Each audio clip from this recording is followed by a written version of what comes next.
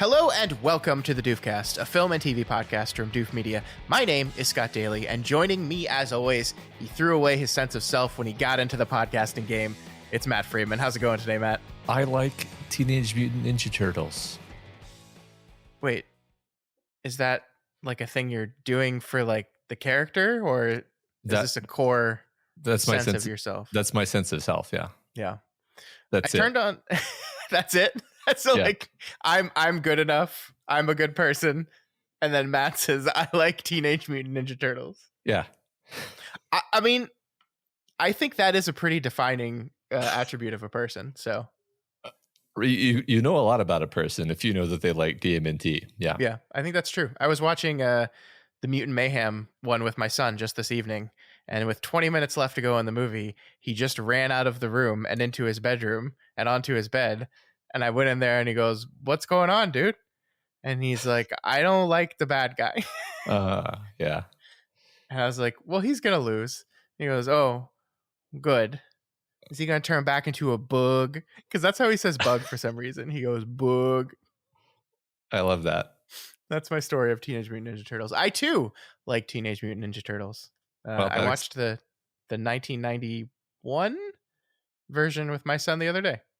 That's great. I want to watch it again right now. Yeah. First, we have to do this podcast, though. Okay. All right. Fine. This week on the show, we are taking a look at the highest grossing animated film of all time. That's right. We're talking about Pixar's 2024 smash hit of the summer, Inside Out 2, a sequel to Inside Out 1. I started that sentence and then realized that wasn't going anywhere, but I had to commit to it. So yeah, we're going to be talking all about Inside Out 2. It will be a full spoilers discussion of that movie. So if you haven't gotten the chance to see it, go do that. It's on Disney Plus right now and probably to rent on other various platforms because it's been out for a few months now. We used to cover new movies, Matt, when they came out, but now we cover new movies when they come out on streaming because I have children and that's the life we both live now. Yeah, and I can't complain. I miss going to the movie theater, but I won't complain either. Yeah.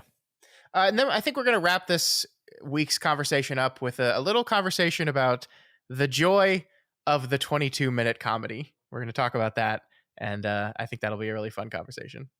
All right. All right, Matt, let's get into Inside Out 2. This is Joy, coming to you live in Riley's mind. Make some noise! Sadness is in the house! It's anger! Let me at him! We gotta get our mouth guard, people! Fear! No, that's not ours! Disgust. Glad to have her on our team. Our little girl's growing up so fast. Ow. Sorry. It should be nothing but smooth sailing from... Hello? I'm anxiety. Where can I put my stuff? A new emotion. Oh, I'm sorry. We wanted to make such a good first impression. What do you mean, we? What is this movie all about? A sequel that features Riley entering puberty and experiencing brand new, more complex emotions as a result. As Riley tries to adapt to her teenage years, her old emotions try to adapt to the possibility of being replaced. This movie is written by Meg LaFauve, Dave Holstein, and Kelsey Mann. It was directed by Kelsey Mann and stars, of course, Amy Poehler returning as Joy and Maya Hawke, daughter of Ethan Hawke, as Anxiety. Matt, what did you think of Inside Out 2? And I guess in your explanation, tell me kind of your history with this series. What did you think of Inside Out? And kind of what were your expectations going into this one? Well, I love this movie and I loved Inside Out. I think these are both great movies. I think this is a sequel that lives up to the first one. I think they do what you should do in a sequel, which is you build upon what you establish in the first movie. You do something new that's a riff on the previous. I was really pleased that they made it like they did the good Pixar thing where it's very funny and emotional for adults, but also kids love it because my kids love this movie. I'll just mention that. My kids have gotten older over the course of time that we've been doing this podcast. No way. But all three of them enjoy this movie quite a bit. They're really into it. Um, and it's funny because even the jokes that are about puberty are still funny to kids who haven't gone through puberty, which I think is kind of charming. Sure. Anyway, great movie. What did you think? Yeah, I really, really like this movie a whole bunch. Am in love with the first movie. I think I proudly proclaimed it as Pixar's masterpiece when it first came out, which is like a pretty big deal to say when you're talking about a studio that has come out with just some incredible, the murderer's row of films. There's me using that phrase wrong again, Matt. We talked about that before. Anyway, I really, really loved that first movie. And I have to be honest that I wasn't like super jazzed about them returning to this idea, not because I didn't think it was ripe with storytelling possibilities, but just because like I want to see Pixar do new things and explore new things and push new boundaries, and I don't want them to fall back in this sequel thing that Disney seems to love them doing. Like I think Toy Story 5 was just announced not too long ago. Cars 4, like I just like this is going to be what the Pixar machine does now, and it makes me a little sad. All that being said, though, I ended up really enjoying this movie. I think I probably still like the first one better, just because like the freshness of the idea and how clever I thought it was, and funny while also being very heartfelt. But yeah, I mean, I think you're absolutely right that this does exactly what a sequel should do. It takes these characters, it doesn't really reset any of their progress. Like when we meet Joy and the rest of the emotions, they have like come to the full realization that we left them with at the end of the last movie. And it's not that Joy is doubling down on mistakes she made in the first movie. No, she's just making new ones. She's making new mistakes, and has new lessons to learn. And so do all the other characters, and so do the new characters, the new emotions, and how this ties into this central idea of what it's like to suddenly have new feelings and be going through puberty. I did appreciate, like, one of the things, I think when we talked about this, when the trailer for this movie first came out, one of the things I was like, how are they going to do like the puberty thing in this movie? Because that could get like real awkward, actually. Mm-hmm. And the answer is they just didn't, or they just focused on the changing aspects of your mind during puberty and mm-hmm. not the body, which makes sense because all the main characters in this movie are aspects of someone's brain, not aspects of their body. So but it dodged that bullet, because I was like, oh, are we gonna like have a scene where Riley's mom talks to her about her changing body and we see fucking Lewis Black's reaction to that? That would be that would be weird. But no, we dodged that bullet. Yeah, I think that's basically why my kids were able to find it funny, is they found a good spot on the humor landscape where it's funny to adults because it's true, and we went through that and we mm-hmm. recognized it, and it's funny to kids because it's silly and absurd. Just overall, yeah, I agree with all of that. It's also just an interesting thing about the Inside Out franchise, which continues to be true for this movie, and was already true for the first one, is that it actually gives you like a useful toolbox of concepts to use to talk to your children about feelings and emotions and issues. And like even a pretty little kid can talk with you about like the pretend idea that anger is a little man inside of them, and know that it's pretend, or sadness or joy, or the idea that that you repress certain emotions. You know, these are, it's very very difficult to explain the concept of repressing emotions to a child, but mm-hmm. very easy to just be like, okay, remember what joy was doing to sadness? Yeah. That. No, I mean, that's such a great point, because when I first saw the first movie, I was not a parent yet. And I just watched it, the movie, and it was just, to me, while also seeing specifically what it was, to me, it was just a lesson for me, an adult, that sometimes we try to avoid being sad at all costs, and there is value in that, and that's an important lesson for any person to learn. But yeah, I mean, watching this movie as a parent, and also seeing how I've used the lessons of Inside Out in parenting already, like talking to my kid and being like, hey, it's all right to be sad, it's okay, I understand why you're sad, I understand why you're angry. Like it is an important tool, and that's the really amazing thing about this franchise to me, because also, every time when you said franchise, I shuddered, and every time I say franchise, like it's involuntary, and I hate that you're right, because they're definitely going to make a sequel to this, and it's going to be a franchise forever now. Sure. But this general idea of like, this is a movie about characters that live inside the body of a person, and so it is essentially the metaphor is you, Riley, the character, or you, Matt, or me, Scott, learning to deal with our emotions, but also because the characters in the movies kind of take a parental point of view on Riley, right? Like they are Riley's emotions, but they are consider themselves caretakers of Riley. They are Mm. protecting her. They are helping her. They are trying to foster a healthy relationship, a healthy sense of self. They are essentially being Riley's parents to a certain extent. And so, yeah, this more than anything is really interesting as a tool for I wanted to take notes during this thing because, Mhm. everyone deals with anxiety at some point, right? And especially as you're going through puberty and all the body changes and all the mind changes of the pressures that you feel. And man, like I remember going through it, but it's different going through it to having it displayed like this in this movie. Yeah. We see what an anxiety attack looks like. We see what it's like to have these extreme social pressures of, and the way the movie takes things that everyone knows about, like this pressure between staying loyal to your friends but chasing after something. The idea that you feel like you need to reinvent yourself, you need to become a different person to fit in. These are all things that we've all felt and experienced before, and yeah, now we can personify them through this character named Anxiety that we give Yeah. voice to.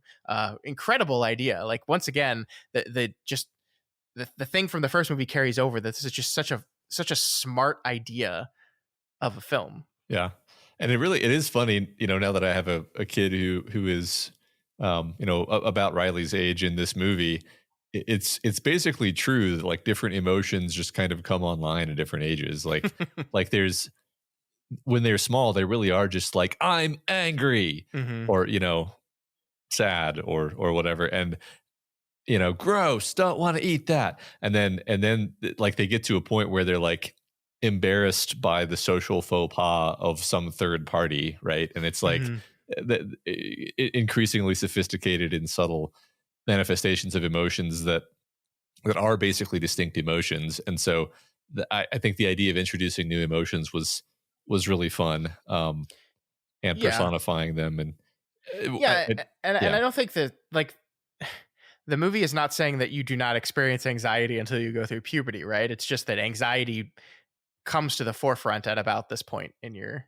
development. Like it is an emotion that you are much more concerned with and attuned with generally, right? Yeah. There are young children who suffer from anxiety problems just like anything else, but yeah, that's an interesting point. I mean, so I was thinking about this because it's not like, okay, so little background, I guess. Like I've just always been really interested in different modalities of therapy and psychotherapy and so forth. I just think it's really interesting. Mm-hmm. And so I've done all sorts of reading, and as far as I know, there's not really anything that maps onto like each of your emotions is a little person running around inside your head. But there are different modalities that are like you have parts that serve different functions inside of you, and you can generally kind of make progress on your issues by working with those parts in a sort of dialogue, sort of a dialogue in your body. I'm not going to go into the details of this because that would be a whole different podcast. But basically, I saw the roots of the idea of having Riley's mind be made up of parts in this, like what's usually known as internal family systems therapy or parts therapy. And I thought that was cool. Anyway, I guess I said that as preface to be like, there's different decisions you could make in terms of how you write these movies. Like, for example, what you just said about anxiety, like and smaller children having anxiety is totally true. And so one thing I was thinking is like, you could have done this movie where it's not that new emotions come into Riley's mind. It's that like each of the, what is it, four or five? Five. There's five. Yeah. Each of the five key ones levels up somehow. So like fear would become anxiety, right? So like anxiety is basically fear with foresight, you could say. Yeah. And like, well, I do like how the movie kind of plays into that, because when we're first meeting anxiety, like Fear says, I think he says, "I'm gonna like you." Like they yeah, are like very, very close to each other. totally. And I would say, like, embarrassment is a form of disgust, but it's like social disgust. And like, Mhm. so you could have done the movie that way. And this is no criticism. It's just interesting how, like, they have to thread a very fine needle of like something that feels psychologically resonant while also making a good story. Yeah. That strikes me as having been like really hard to pull off, and the fact they pulled it off is actually pretty cool. Yeah, no, definitely. I think reading about this film and reading about both of these films, they definitely like took the time to research a lot of psychology and understanding how the human brain works in order to make this. Because yeah, you set something up like this, you're trying to do something that is both a fun story but also feels important and true to life, and you have to make sure you do it right. And I can't say that I've ever suffered with anxiety to the level that the character in this movie has, so I can't like speak from experience on like, hey, they nailed it. But I do definitely like some of the most interesting scenes to me are the ones early in the movie when anxiety is first appearing and first kind of making herself felt in the control room, and the ways in which it works, kind of, Mhm. like navigating these awkward social situations, doing kind of a clunky job at it. The old emotions like joy and fear, like, and anger are making her awkward in these situations, and then these newer emotions, especially anxiety, can come in and kind of navigate it perfectly to get through the social situation. And it just shows how these like the early lesson seems to be, oh, it's like, oh, these new emotions are so much more complicated, so they can deal with these more complicated feelings that we're having. Mhm. And I think that's such a clever way of personifying that. Like, that's the thing that I say in these movies, and this one, just like the first one, is every idea they go through, you just kind of go, oh, that's clever. Mhm. Actually, that's clever. Yeah, I want to carry on what you were just saying, because I don't know that I even this wasn't even like the central idea, but it is sort of the unspoken struggle that Joy is going through, is the idea. And I guess that it was just in the summary right there, right? So it's not like, Hmm.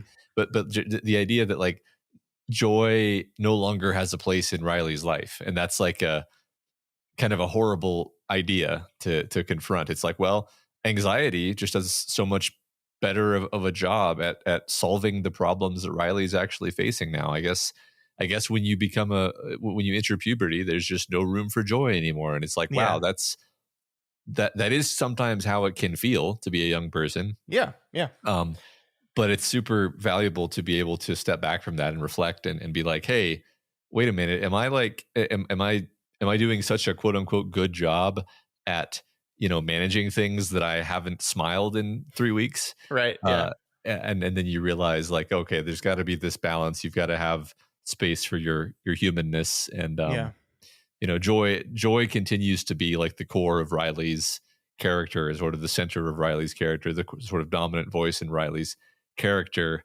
But that doesn't mean that Joy uh totally disregards all the other parts. That's one of my favorite moments of the movie, actually. Probably my favorite moment is just toward the end, when anxiety starts freaking out about something kind of after the climax has happened. And Joy just says, but none of that is happening right now. Let's put you in your comfy chair. What can we do something about? And then anxiety is like, Spanish test coming up. And then it's like, there we go. We got to work on that Spanish test. And it's like, yeah, like this is great, actually, because Joy is allowing anxiety to have a function. It's just the function is directing our attention toward the threats that we can, or the threats slash, bad things that we can actually tackle and do something about, Yeah. rather than far flung things that we can do nothing about.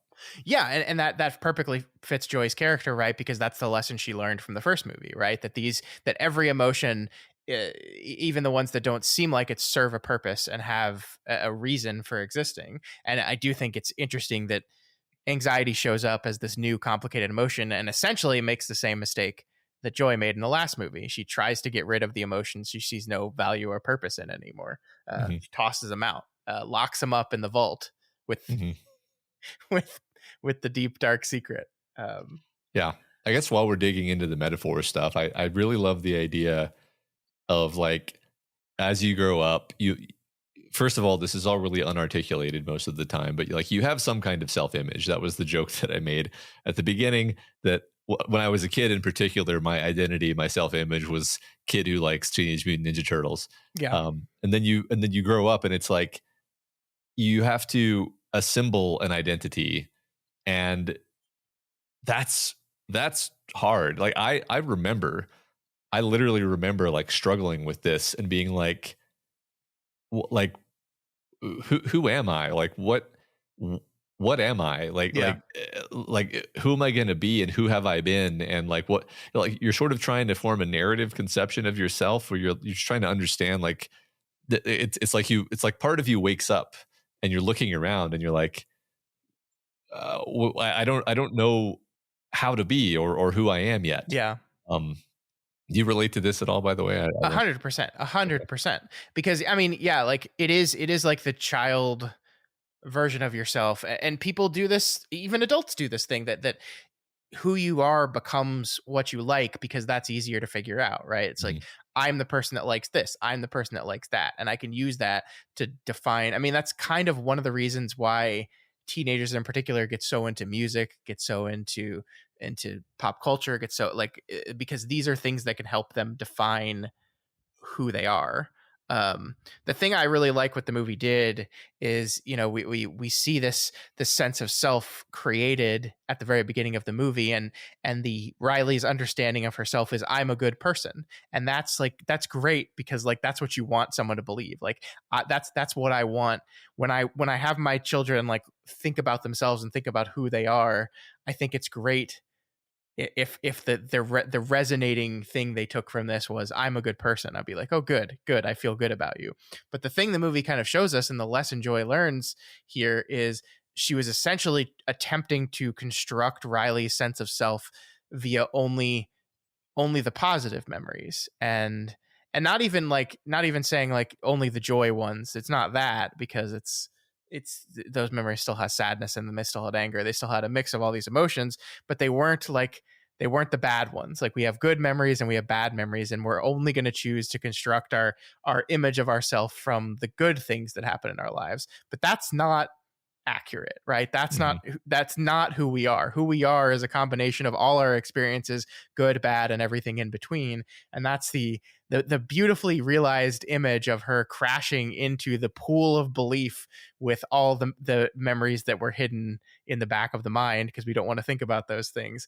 It's just, once again, like, you just kind of shake your head and go, oh wait, that's really clever, actually, of just a great way of visualizing these concepts. And ultimately, like, that's what these movies do so well to me, is they come up with these concepts, these ideas, you know, the idea of a panic attack, the idea of how social pressures and your internal emotions battle each other to constantly try to define who you are, and they visualize them in a beautiful and clever way consistently, and that's awesome.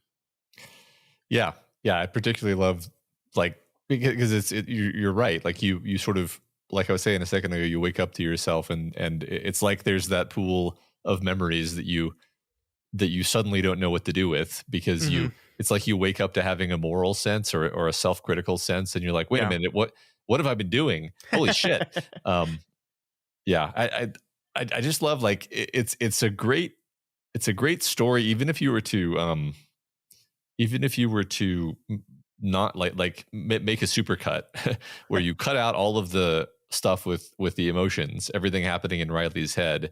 It would actually just be like a really good little moral lesson, or I don't know what word I'm looking for here. Just a good story about a kid who is struggling with the idea of being separated from her friends and having to form new friendships and being desperate to fit in, and, you know, going too far, making mistakes, and then recognizing that she's ashamed of how she's behaved and apologizing very earnestly. It's just like, that's great. That's a great lesson for kids to see like, yeah, sometimes we go too far. Sometimes we're overzealous. The important thing is that Riley, in the end, recognizes that she made a mistake and apologizes, and then everything is okay by the end. I have a possibly dumb question about these movies. Okay. As you were saying that, I was like, how much? So when we talk about Riley and we talk about the 9 now emotions that live in her head, like, who's in control here? Actually, like, it is like is sometimes the movie refers to Riley as this independent person that's making her own independent actions outside, and the emotions can just influence them one way or another. And sometimes I think I'm answering my question as I ask it. Sometimes the emotions are fully in the driver's seat. And I guess that's the point, right? Is sometimes your emotions are just kind of leading you to decisions, and sometimes they are fully in charge of the actions you make and don't make. Um, what's that quote? Imagine you are Riley. Um, I think Riley is the system. Riley is the islands of identity and the memories and the emotions and the control panel and the room they all live in. This is all a metaphor for one thing, but I think in the metaphor, Riley is the whole beautiful creation is Riley, right? Like Mm-hmm. that's there's some sort of slippage here where it's like, okay, but who is it who makes the decision to say a certain sequence of words? And it's like that's not the like level that the metaphor is operating at. But you could just as well say like the part that there's a language center somewhere. just Yeah, just like fair. there's a room. What was the room full of little jelly bean guys who were like scribbling anxious things to put up in the window of consciousness. Yeah. And there's like the dream studio from the previous movie. You could just as well imagine like a room full of little jelly bean guys who were like writing things she could say, and then like and that's the thing is like that's what we are in my opinion, is just like a system of systems, Mm-hmm. and which ends up culminating in a person. That's my answer to your question. I don't know that the movie like has an opinion on this, but that's my personal interpretation. Yeah, I'm not saying this is like a critique. Ultimately, it doesn't matter. I'm just curious on like how like the actual metaphor of this stretches out, Mm-hmm. because it's interesting. Well, it is. I mean, I think it is interesting because like we each have our own emotions, and we may or may not identify with those emotions depending on, you can feel totally alienated from an emotion and be like, why am I having this emotion? This emotion is not me, and I don't endorse this emotion. And at the other times you can feel totally fused with an emotion, just feel like that is you. You are sad is you. um there's Yeah. no gap between the two. And so, you know, it's a useful tool to be able to see an emotion as being separate from you, especially if it's something you're really struggling with, which is why the movie is actually helpful, like for having conversations with kids, for example, where I think by default kids are just fused with their emotions and they just are their emotions. They identify with them, and it Yeah. actually helps them to be like, you know, what is your sadness doing, instead of are you sad? Like these are more than just linguistic, I think, distinctions. Yeah. I think that raises a good point for me, which is like the idea that this movie and this, I guess this franchise as a whole represents like modern cultures. Like we are like culturally, we are like the therapy culture, right? Like Mm-hmm. we use therapy lingo in casual conversation more often than probably any culture in history, right? Like this is just like kind of the center of our culture. As we talk about our feelings, we attempt to process these feelings. And by the way, I'm not saying this is a bad thing. I'm not saying like this is why America's bad now.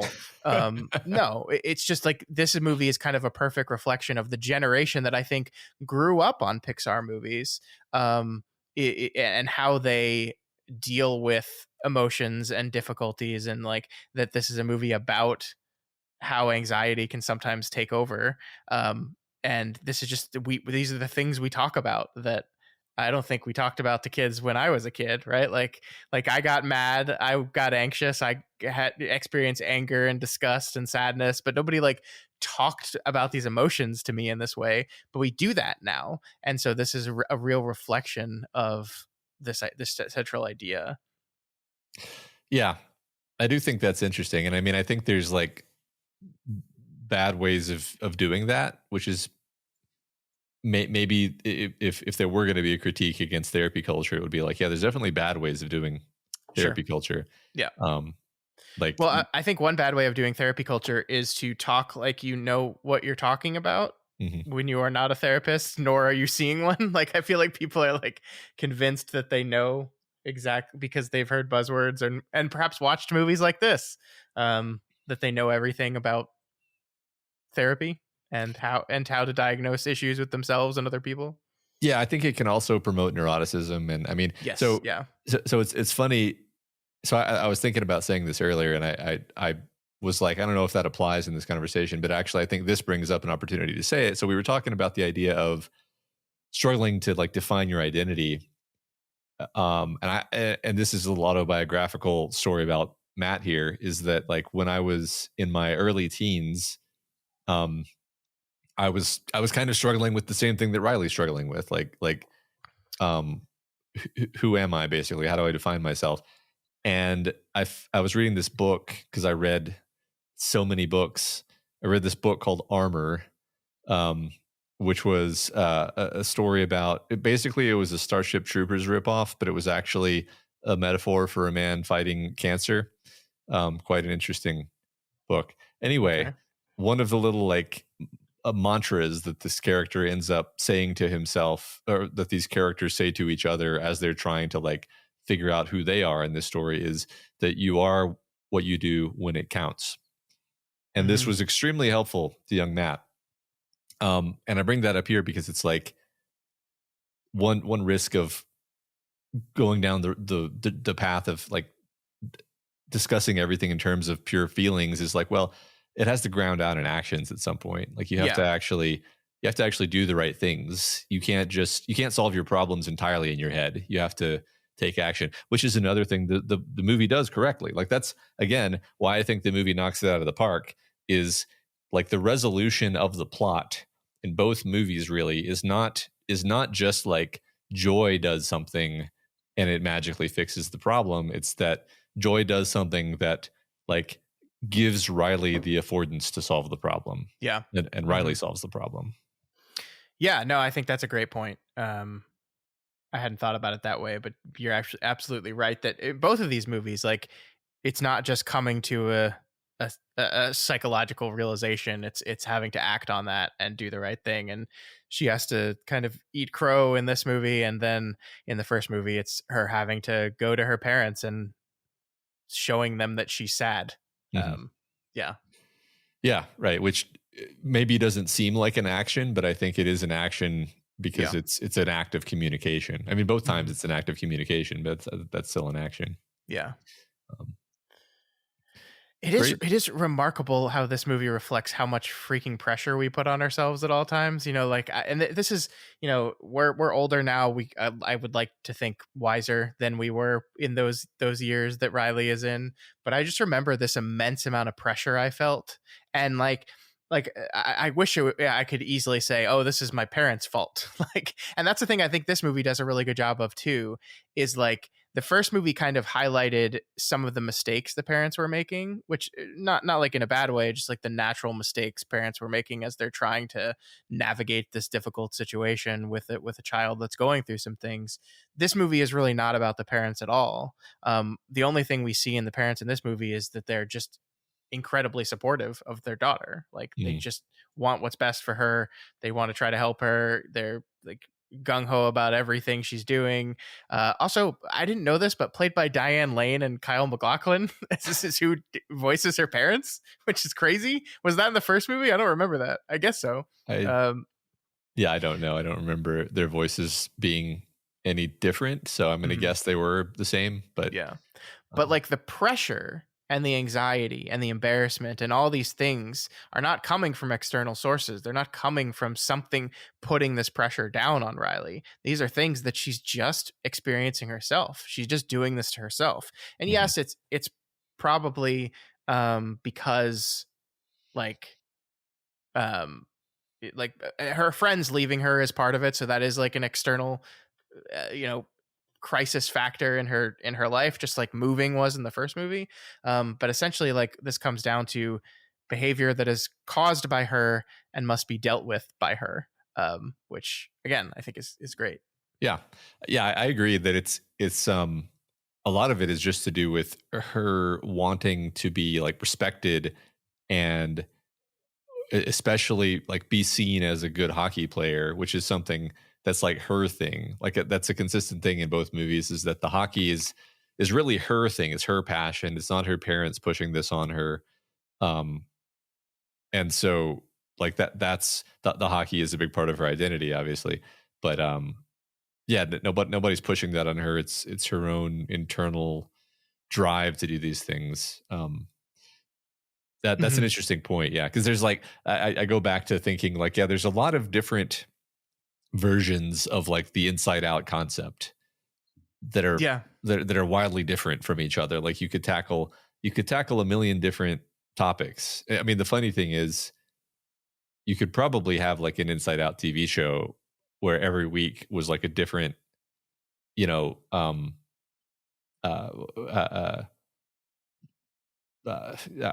know there's a word for this, but just the same way there's any of those, you know, after school TV shows we watched when we were a kid, where it's like every week the characters have to learn their little lesson. It's like you could do that with the Inside Out premise, where the character's inner struggle is dramatized by the emotions living in their head. I'm not saying they should do that. just that you could. Yeah, no, I mean, I do think we're going to revisit this well, and I think there is plenty to be taken from it. I mean, we haven't really even like stumbled into the concept of romantic relationships and what that must be like on a person's brain. Like that just seems like the obvious next step for the character. Yeah, I don't think they're going to do that though, but yeah. I mean, you don't like okay. So my first reaction when you said that was to imagine there being an emotion, a new emotion that's just horniness, which would not play well in I mean, they probably wouldn't call it that, but I guess do you think that's an interesting point? Like if we're going to introduce the concept of like love, like is love an independent emotion in this world, or is love just a reflection of the emotions themselves? I don't know. There's all kinds of different ways you could play this, right? I mean, this sounds like a fantastic interview question. Like in your mind, what would the Inside Out 3 look like if Riley had a romantic engagement? What would the inside of her head look like? This probably what I mean is that I think this says a lot about each individual person and what they feel about like the way they think of love and the way they think of sexuality and so forth. I mean, it's funny because each of the movies, both of these movies have had their little gag where it's like Riley fantasizing about some heartthrob. But it's always just a throwaway gag. There's never been like an actual boy who she's attracted to or anything like that. Yeah. I mean, I don't know, because I guess it's a question of like, obviously they're going to continue with this franchise. It's making them oodles of money. Riley is going to continue to grow up, and the target audience of these movies is going to continue to age. That's, by the way, I think one of the reasons why this film did as good as it did is because it hit this sweet spot of the first movie came out in 2015, hit a lot of teenagers or young kids, and they almost 10 years later are adults. Perhaps some of them have children of their own, right? And like wanted to experience this take their kids to this thing and experience this thing. But I think it resonates with people that maybe were a little kid like Riley when they first saw the first one, but are now a teenager, like teenage Riley, and are going through these same emotions. And it just feels like in order to continue this on, you have to continue to kind of age her up a little bit and introduce new crisis points that come with being new ages. And it just seems to me like one of the most obvious things you could go to is brokenheartedness. And that's sadness, sure, but it's sadness in a different kind of way. Like I feel like the first movie tackled depression. I think Riley was ultimately depressed at the end when none of her emotions were working at all anymore. And she was just like a blank slate. Yeah. No, but I don't know what's next. I definitely think they could do that. I was really just reacting to my immediate comedy reaction in my mind. But like, I mean, it's funny. I think about like Toy Story 1 classic, kind of a simple movie, but does the job perfectly. I mean, a simple movie, yes, but ultimately a movie about like I thought about having my son watch this movie when we found out my wife was pregnant. He just wasn't old enough yet. Like, this is a movie about how to deal with jealousy and how to process the divided attention in your household. That's a fantastic point. Yeah, actually, so I did not mean to besmirch Toy Story 1. It's narratively a simple story. Yes, it's easy to follow. It's thematically a very rich story. Yes, and then Toy Story 2 is sort of doing the correct sequel thing, where it's like we take this and we just kind of elaborate it and we have fun with it. And then the reason I'm like what I'm building up to here is like, and then we get Toy Story 3, where everybody's going to get thrown into the incinerator, and like yeah, so they do a good job at like in the third, if they're going to make a third movie, the third movie bumps things up in a way that feels good and earned, and like, oh, we're not just like, because what you don't want to happen is for the franchise to just kind of like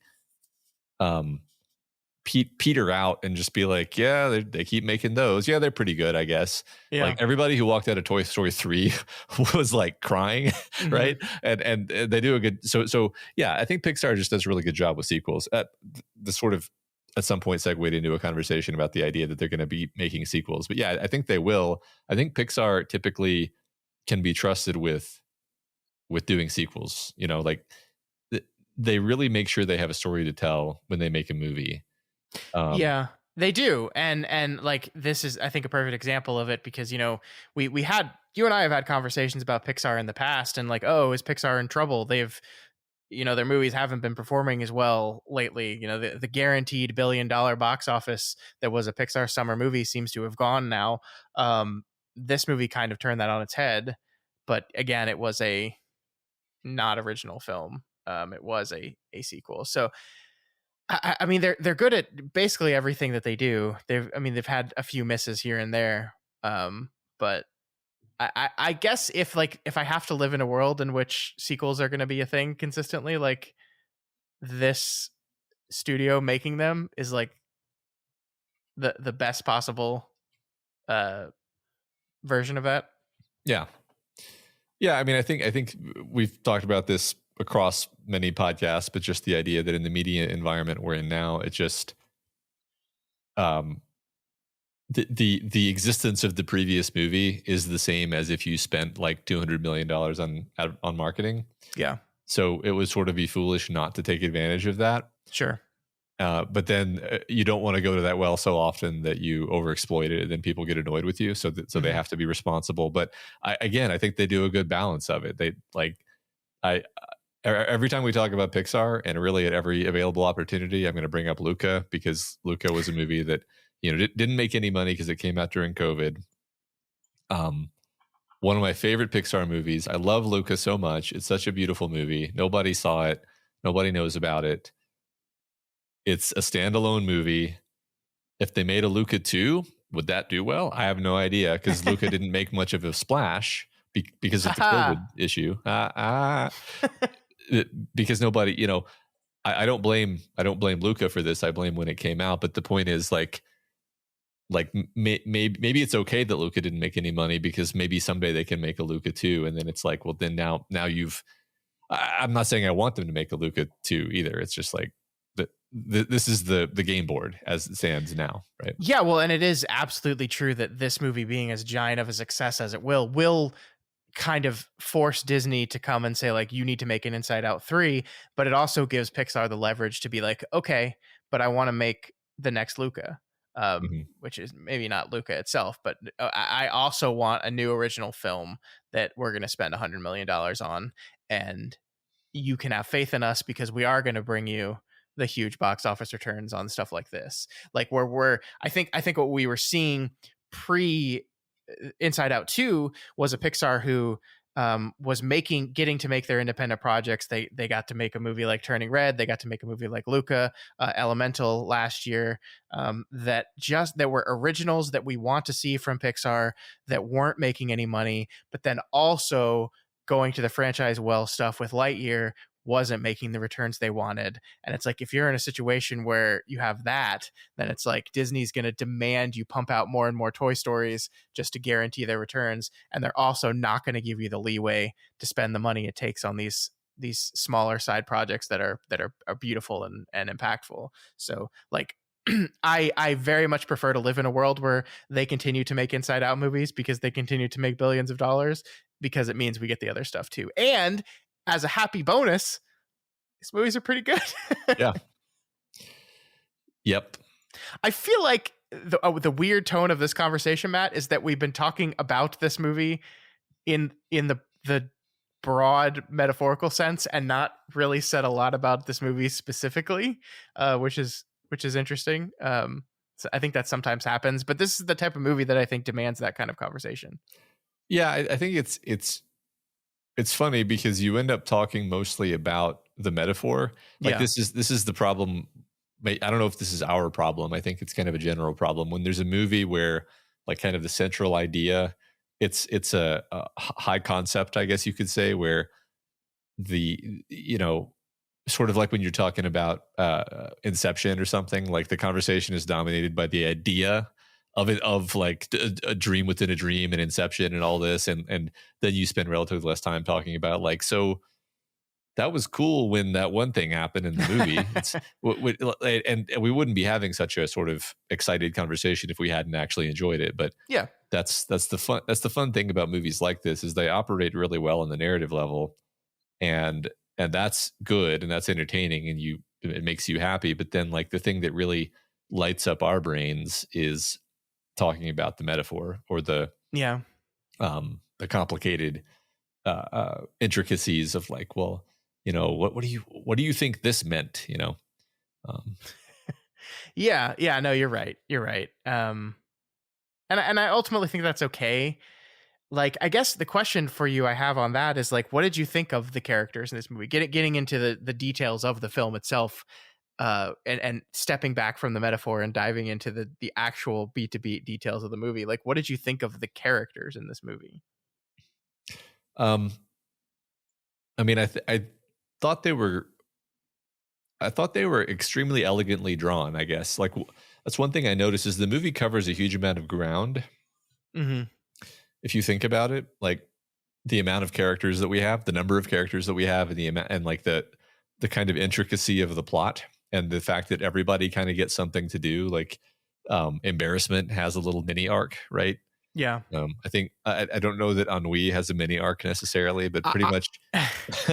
I would say that my one kind of big disappointment about the new emotions is that Ennui and Envy essentially only serve to be punchlines and jokes and don't really have anything else to do in the movie. And I mean, that's only a real problem because Envy is played by Ayo Edebiri, who's an actor that's on The Bear. She's an actress I really, really like. And when I heard she was in this movie, I got really excited because I like her so much. But Envy just doesn't have a lot to do in this movie at all. Yeah. And neither does Ennui. That's fair. I mean, they are mainly comedy. I will defend the other the older emotions, because I think that's one fun thing the movie is doing, is that like each of the older emotions sort of has their own maturation, where they actually play a little bit out of type at different points. So like anger is still anger, because anger gets them out of the vault by being anger, being hot-headed and impulsive and impatient. But then there's also moments when anger is kind of wise and supportive of joy, and I think fear and disgust both have similar moments where it's like they certainly don't stop being who they are, but they broaden a little bit. Yeah, I would agree with that. I think, and to be fair to the film for a second here, like it's not like going Ennui and Envy have nothing to do in this movie. Trash. In the first movie, I would say it really was the joy and sadness show, and the three other emotions like definitely took a backseat to them.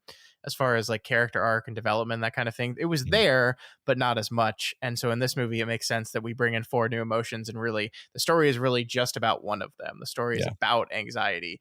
You're absolutely right that embarrassment has a little bit of a role to play, but the other ones are taking back seats. And perhaps as the series moves on, we will focus on them like we focused on some of the side emotions of the original ones. And I love what you said about, that they are taking on more complexity as those central emotions, because one of the things that when you talked about this fear that Joy has is as you age, you stop experiencing or needing joy as much. Like maybe growing up means you don't need joy. I think that's the direct quote when Joy's kind of at her low point and she's like, oh, maybe anxiety was right. Being an adult means you feel less joy. And it's like, well, no, not actually. What it is that what joy is to you changes. Like joy is very simple when you're a baby. And that's what I think the first movie did a great job of. Like joy was the first emotion she felt.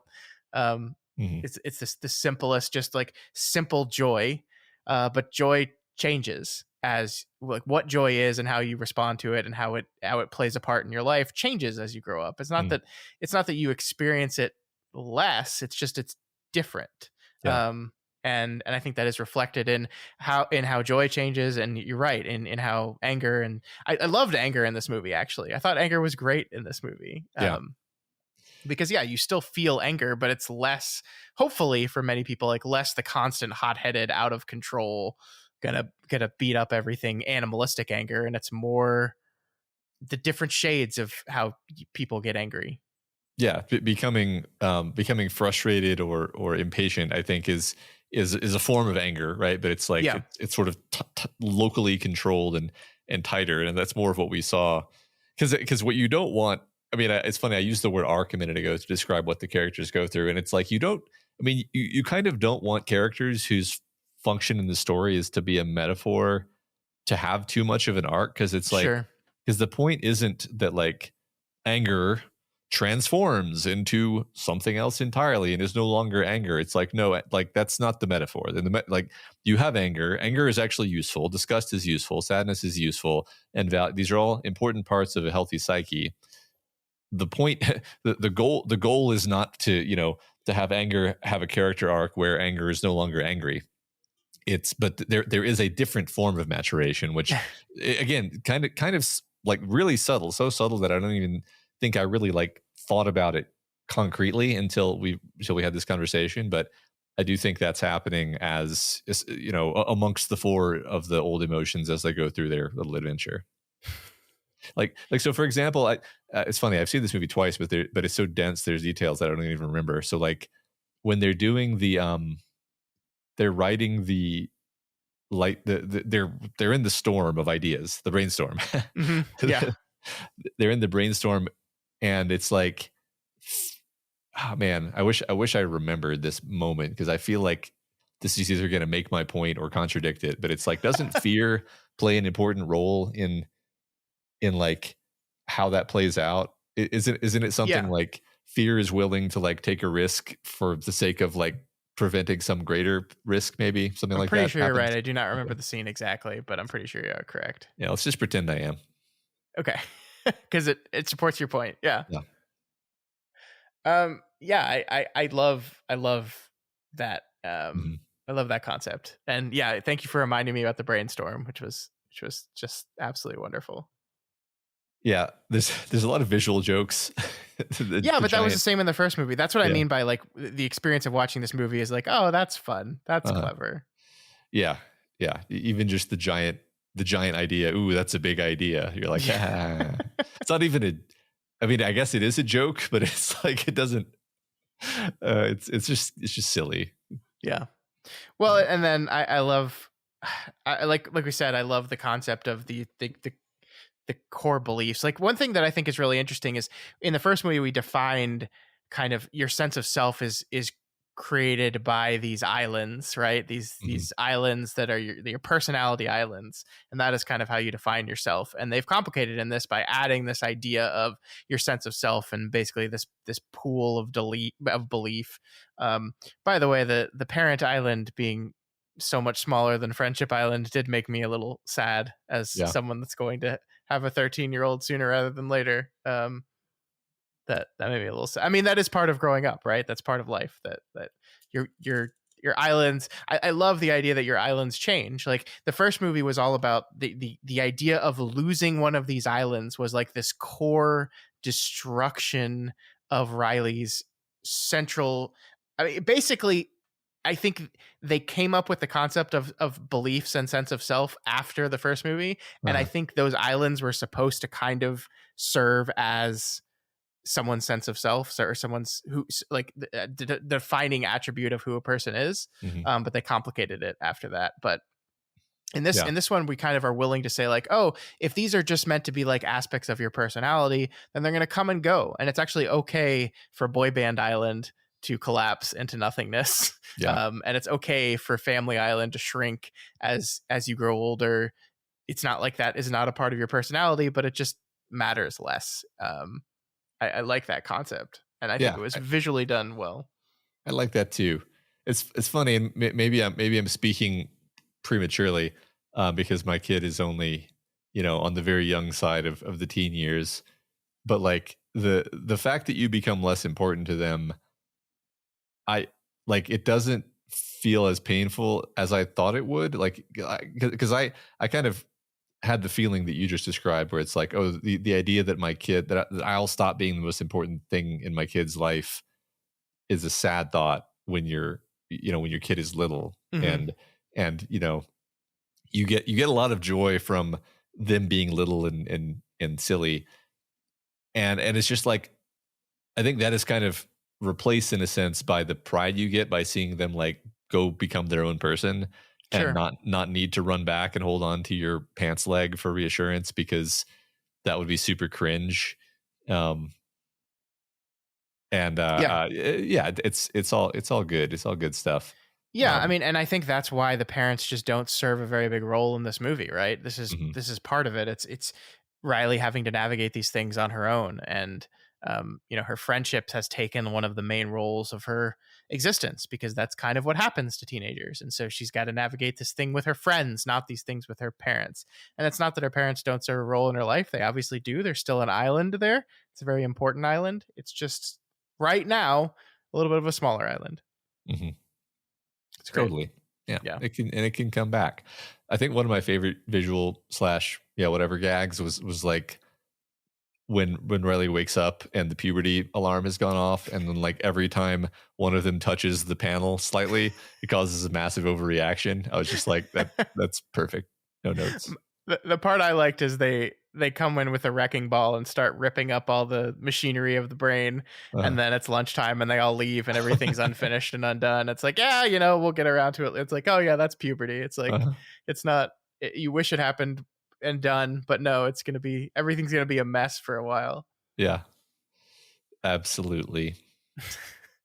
So yeah, I mean, what else do you want to say? I guess like we haven't talked about it visually very much. This is a gorgeous movie. They continue to just kind of knock it out of the park with how they challenge themselves, like all of the emotions, like the way they deal with the lighting on the like this is not like skin. It's like this specific texture that they give to these emotion characters and the inside of Riley, and it continues to just be absolutely gorgeous. Like I just love what Pixar does with how they make their movies look. And I guess what I love is I love what Pixar does and how they make their movies work, and I'm glad we're no longer in this phase where everyone is copying the Pixar aesthetic. Like there have been new animation styles that have come out that allow us to do some different stuff with this. And so like this gets to look beautiful and gorgeous, but there's not 7,000 things that look exactly like it. Yeah, I agree. Inside Out also, these two movies, they really have a distinct look that isn't really that doesn't really look like anything else. Like it's not like you can say like there's maybe in some sense there's a Pixar look, but I don't know that I could even describe what it is. I think like this, the Riley scenes look like Pixar. Like when you're seeing Riley in her world, the way they animate these characters, the shapes of the characters, like, looks very Pixar-y. Mhm. But once you go inside the brain, I think this looks very unique and different.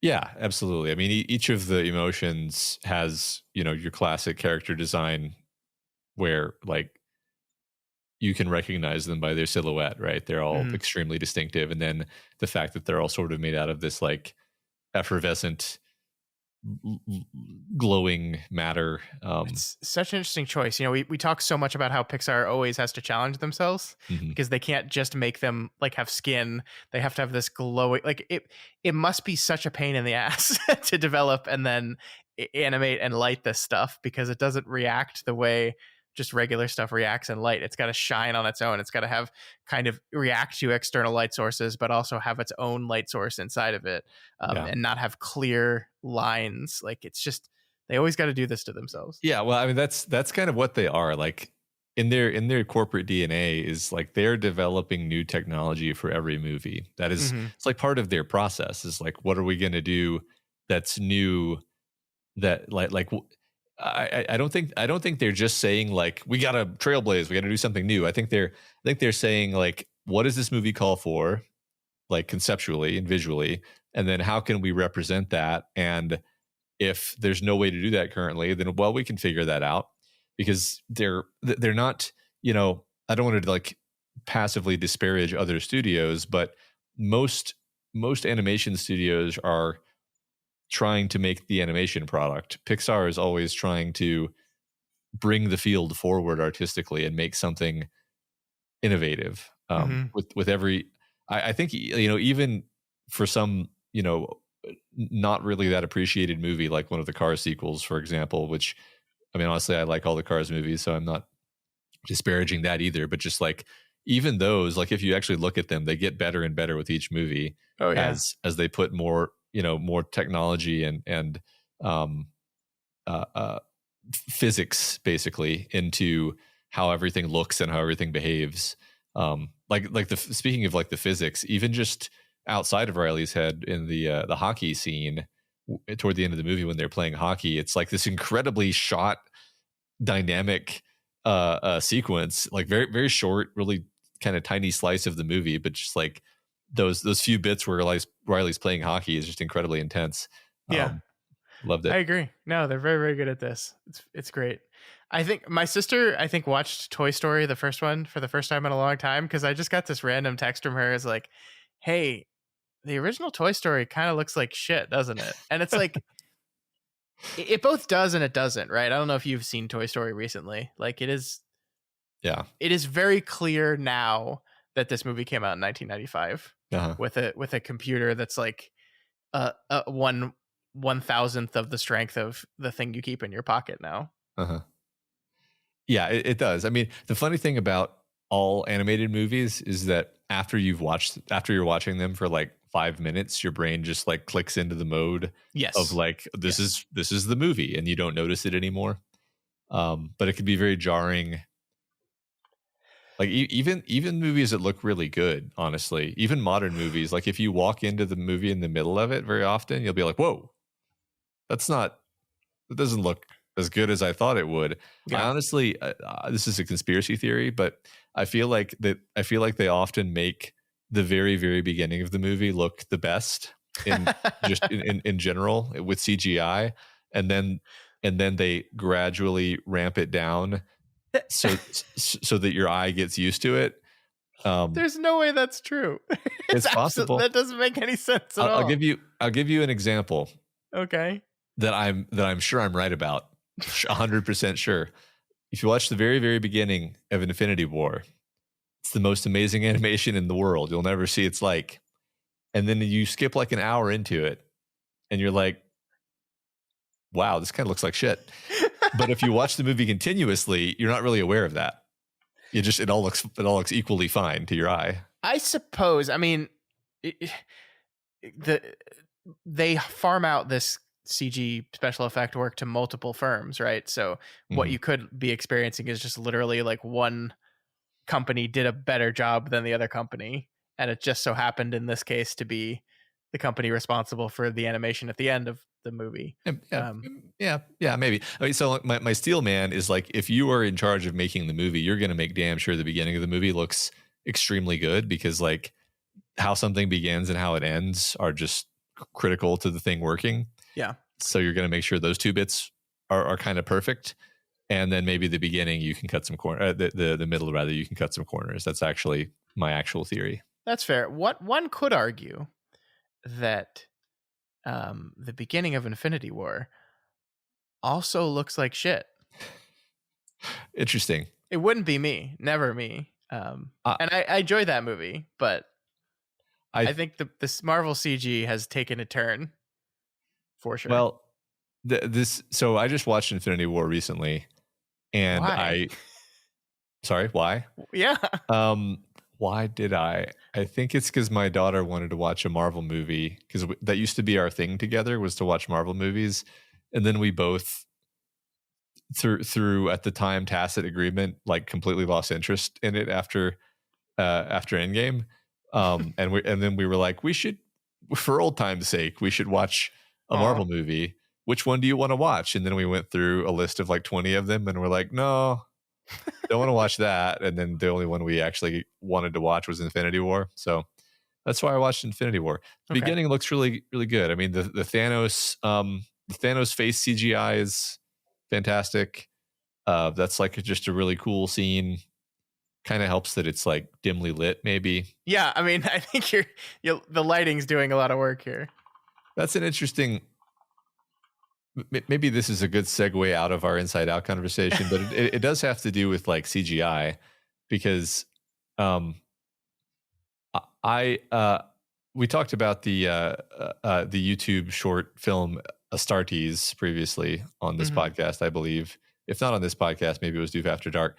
And it's just that was a fan film. It was a Warhammer 40K fan film, and I thought it was incredibly impressive, partly because it was all done by one person, which is, anything is going to be impressive when you know that. Sure. But I also just objectively think it looks really, really good.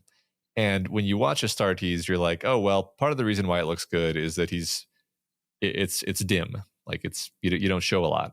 And there's this new Warhammer 40K video game, and because YouTube knows me, it shows me all the cutscenes, and that looks like shit actually. Even though it's like, way more of a budget to make these cutscenes for this AAA video game. Sure. And the reason is because it's all super brightly lit and it looks like a cartoon. It looks ridiculous.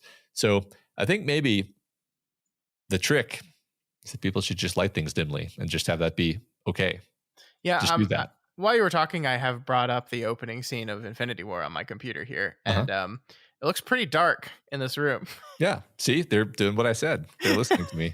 It's pretty dark. I mean, this was why, I can't believe we're talking about Star Wars again, but this is why the Battle of Hoth and Star Wars was such like a big deal, because it's like, yeah, special effects are easy to do when you're in space where it's black everywhere, but what about in snow? And that was a lot harder, and they had to solve other problems. So yeah, complete tangent here. The point is, the movie looks really great. Inside Out 2 looks really, really good. Pixar is at the top of their game. It is a movie that I think deserves the money it got. Sometimes you have this feeling that like, that some of the most successful movies in the world, you're like, really that one.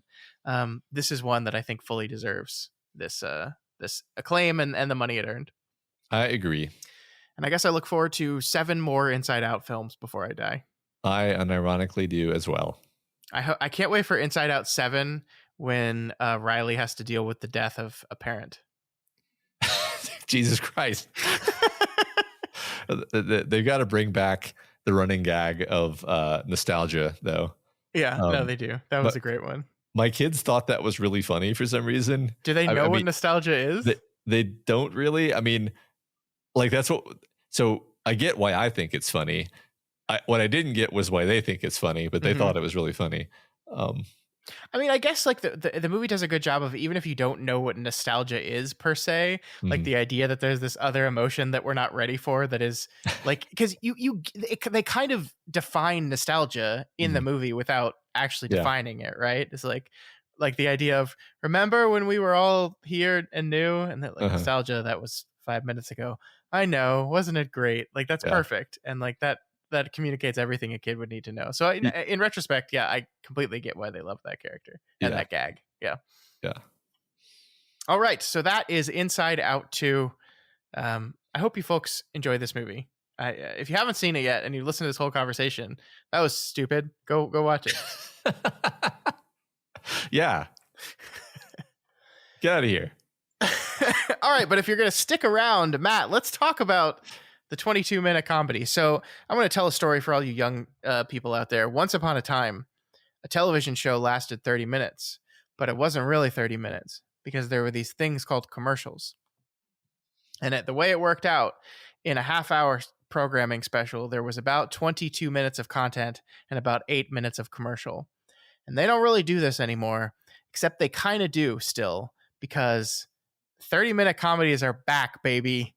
And also ads are back because subscription model's dying and we need to have ad-based model. And so the 22-minute show is back, and it's wonderful. I am currently, Matt, watching a show called English Teacher. It is available on I think it's an FX show, but it's on Hulu, which means it's on Disney Plus. If you have it's all very confusing.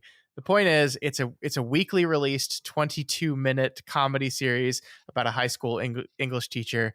It's basically a workplace comedy about everything that he's experiencing as a high school English teacher. He's a gay man that lives in Austin and also an English teacher, and it is like from minute 1 to minute 22, it is just joke, and it's so consistently funny, and it always like it never dwells on things. Like there's no moment of wasted space in this thing. It is edited down for its life, basically, because you can kind of tell like this is in the old days, Matt, you had to edit a television show down to a certain time. Like there was no, oh, you can go an hour and 15 minutes on this one, or oh yeah, 38 minutes. This is fine. No, you have a certain amount of time in your time slot and you have to edit it down to that thing. And what happens is you like edit it down to get the punchiest content out there.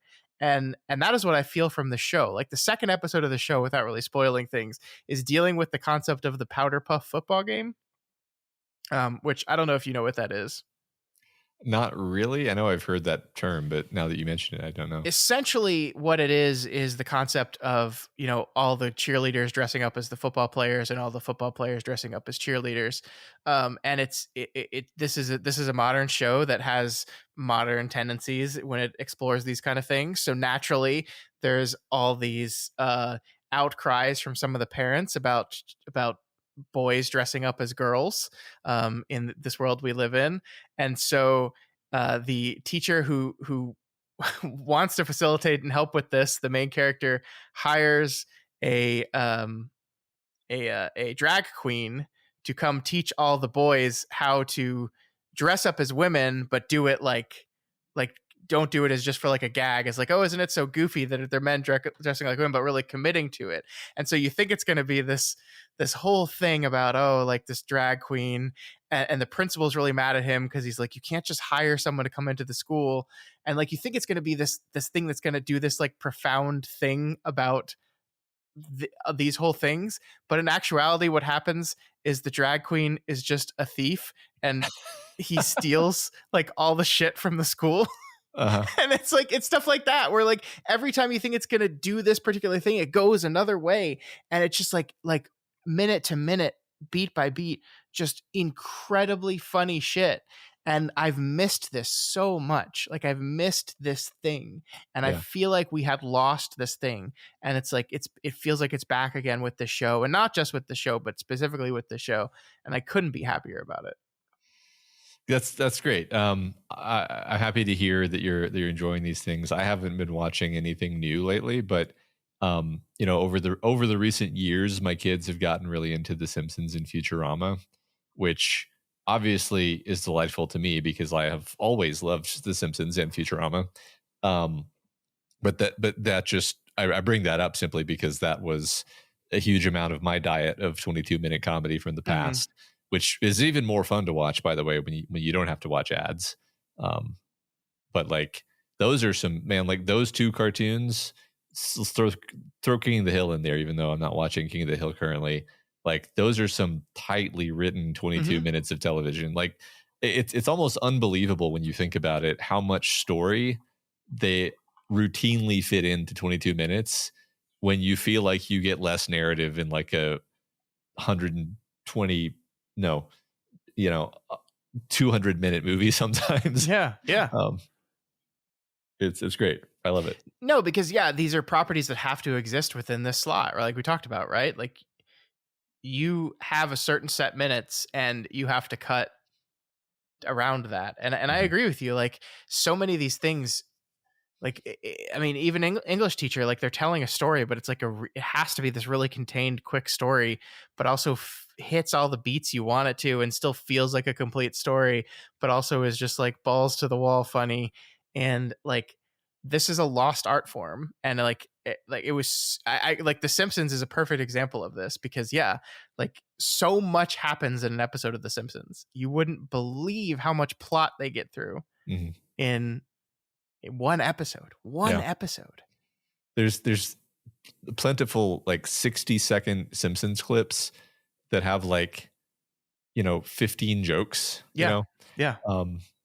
But anyway, I'm glad this is coming back. That makes me really happy. Maybe which one of these? So you mentioned English teacher. Were there others that you want to plug here? So there's this one on Netflix right now, and I don't think this perfectly fits into what we're talking about here because it is routinely like 30 to 35 minutes. But it's a romantic comedy show called Nobody Wants This. It is starring Kristen Bell and Adam Brody, who are two of my favorite people ever. And they are the couple in this romantic comedy. She is a podcast host and he is a rabbi. And they fall in love, and that's where the Nobody Wants This comes from because like nobody wants them to be together. But by the way, love the show. I need people in Hollywood to stop writing podcasts into your show without understanding at all what a podcast is. Like at all. Like there's literally a joke in the episode I just watched before we sat down to record that was like, I stopped reading comments because people kept complaining about how often we take pee breaks. And it's like, do you know what a podcast is? I mean, is the joke supposed to be that they're really bad at their job and they don't cut out the pee breaks? No, because like they are a successful podcast that is like part of the hook of the show and the conflict of the show is that her podcast is like one of those kind of relationship foibles tell all, with explicit details type podcasts. And he's a rabbi and her podcast is expanding and perhaps about to be acquired by a big company. And so it's her kind of dealing with how she needs to talk about all the things that are happening in her relationship because that's her job. But he's once again, he is a rabbi.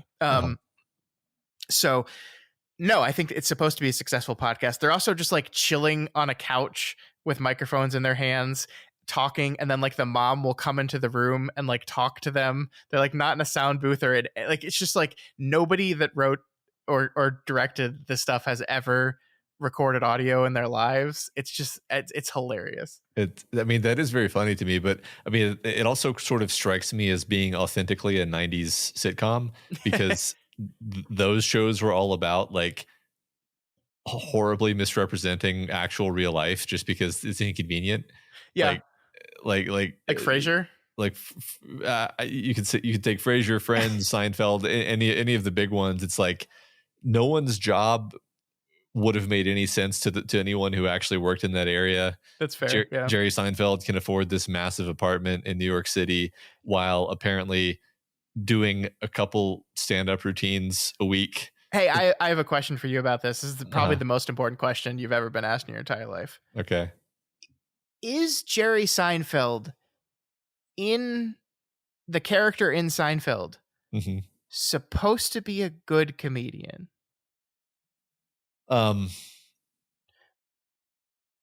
Because the bits that we see in the show are just like real life Jerry Seinfeld's bits, right? Yeah. I think those are supposed to be funny. But like it feels like sometimes the show is having fun with the idea that he's not actually that funny. And I can't decide whether that's the case or not, actually.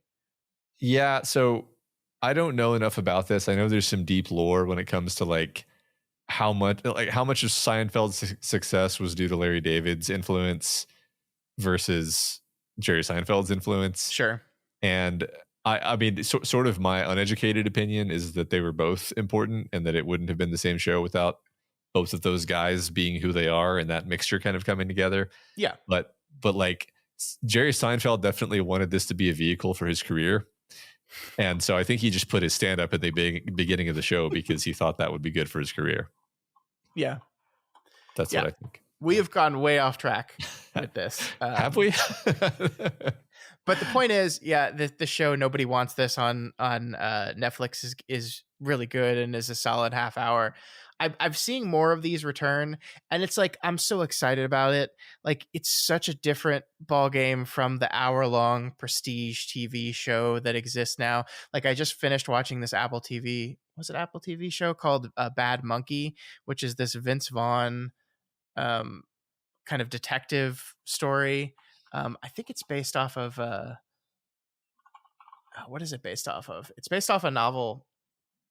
By Carl Hyacin, like a hard-boiled detective novel by Carl Hyacin that takes place in Florida. And it was good and funny, but it was also like an hour long and 10 episodes long. And I was like, this is too much. It outstays its welcome. It loses its way.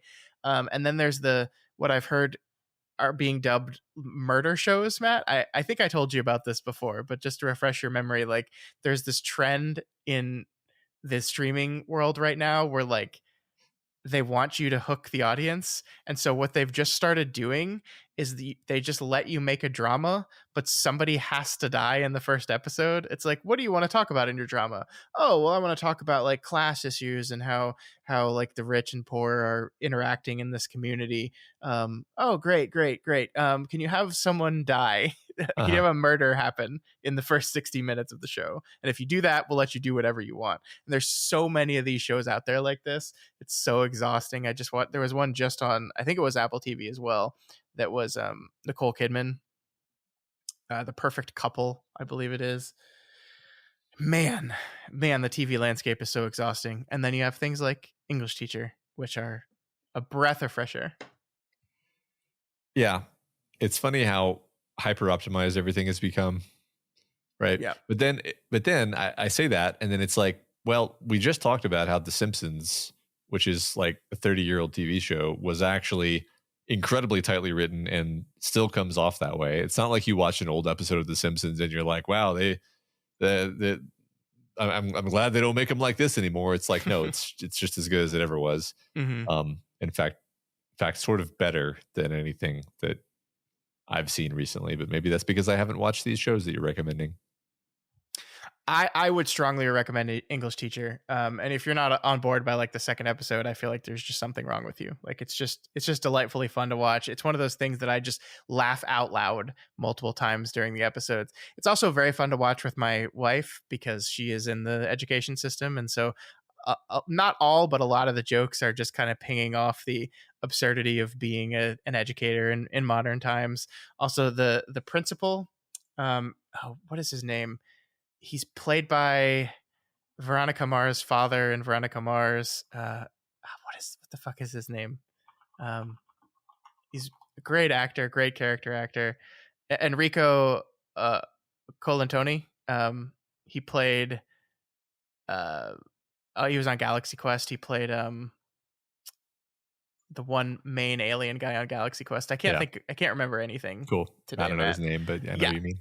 He's great, and he plays the principal of this high school as just like this incredibly exhausted, tired of all this bullshit guy, and it's just really, really funny. Like all the characters in this thing are just really funny. Awesome. I'll check it out. English Teacher, check it out.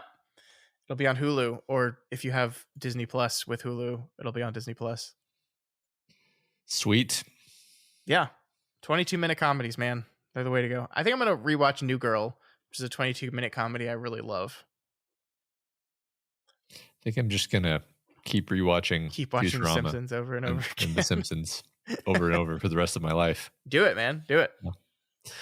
All right, folks, that is all we had for you this week. If you have any opinions on Inside Out 2, on Pixar, or on the holy status of the 22-minute comedy, please let us know. You can reach out to us via email at doofmedia@gmail.com, on Twitter @doofmedia, or over at our subreddit r/doofmedia. And if you're not already subscribed to the Doofcast, we encourage you to do so and ensure you never miss an episode. You can find us on iTunes, YouTube, and pretty much anywhere else podcasts can be found. And if you want to support us, please consider doing so. You can come over to Patreon. That's patreon.com/doofmedia, and pledge at any of the available levels to get a whole bunch of bonus stuff and also support us and help us keep making these wonderful shows. Also, please consider rating and reviewing the Doofcast on Apple Podcasts. Each review helps us get more exposure and introduces new people to the content that we make here. All right, folks, that is it for us this week. Next week, we return to the Ape series with the third film in the Matt Reeves Planet of the Apes trilogy. We're going to be talking all about War for the Planet of the Apes. Matt has already seen this one because he thought that's what we were doing this week. That's but right. I haven't watched it yet. I was ready to talk about monkeys, but I know. okay. It's okay. Well, monkeys are next week, Matt. Okay. We'll see you then.